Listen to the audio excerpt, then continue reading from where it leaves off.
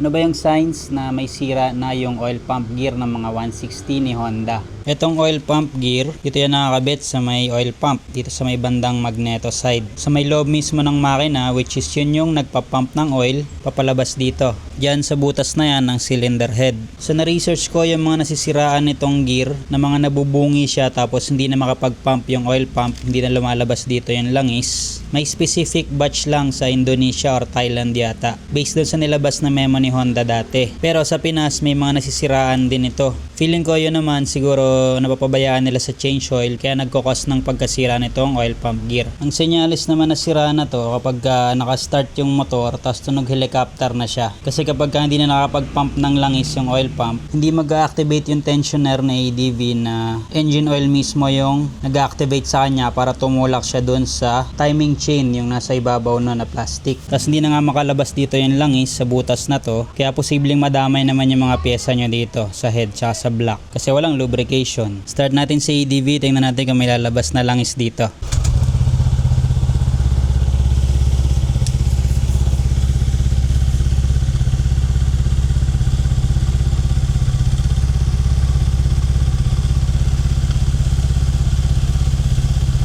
Okay pa yung oil pump gear natin sa 50,000 kilometers. So kung tatry nyo yun, gusto nyo i-testing kung okay yung oil pump gear nyo, once na lumabas na yung langis doon sa butas, patayin nyo na agad para hindi na kumalat. Medyo kumalat kasi yung sa akin dito. Pero nilinis ko na, wipes tapos contact cleaner. Wala na yung mga tumagas na engine oil. Mag-refill na lang ako kasi medyo marami yung tumapon na langis. Nag-check din pala ako ng valve clearance na ADV kaya nakabukas yung head. Sa 50,000 kilometers, hindi pa rin nagbago yung clearance ng intake at exhaust. Within specs pa rin siya. Yung 14mm na head nut, pinalitan ko na rin ng Racing DNA na 12mm na stainless head nut na flange type na siya. Naka-torque na rin yan 30 Nm.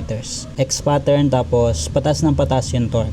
Universal to sa mga scooters na Yamaha at Honda. Ito namang oil pump gear, yung code niya pala is ayan, tapos yung o-ring niya. Yung nakakabit kasi rito, yung yellow, yun yung stock na mahuna daw, pero may specific batch lang. Alam ko, pinalitan na rin nila ng material na ginamit para hindi masisira. Pero yun nga, may mga nasisiraan pa rin sa Pinas. Siguro dahil nga napabayaan sa langis yung motor. Pero ikakabit ko to soon, pag magpapalit na ako ng coolant, tapos mag-maintenance ako ng magnet at stator. Maglinis lang. Sasabay ko na rin ng check para makita ko yung condition ng oil pump gear ni ADV ngayon in 50,000 kilometers.